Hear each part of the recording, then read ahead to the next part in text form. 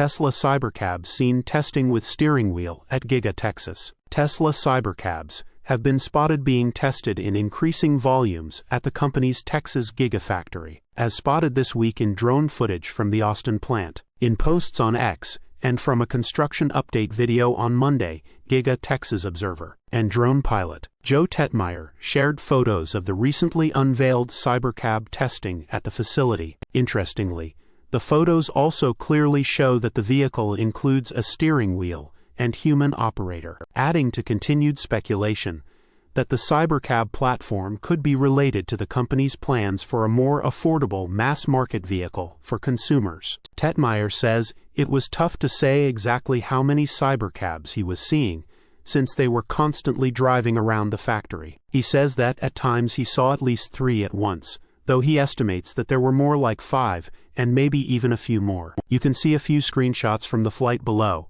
or watch Tetmeyer's full Monday update from Giga Texas below those. Tesla lead engineer. Cybercab has roughly half the parts of a Model 3. Tesla has seemingly also been ramping Cybercab testing at Giga Texas since its release, though this is the highest volume of the vehicles we've seen at the factory yet. A single Cybercab was first spotted testing around Gigafactory, Texas, in November, just weeks after the vehicle was unveiled during Tesla's October 10th We Robot event in Los Angeles. In some of those videos, there was also a Model 3 following the Cybercab, and a litter-equipped Model Y, presumably both, to help validate testing on the Cybercab. However, these weren't seen in the above testing from Tetmeyer. In December, one report suggested that Tesla would also utilize some kind of teleoperation measures upon first rolling out the Cybercab's autonomous robotaxi services, at least initially, for the purposes of safety and redundancy. Source: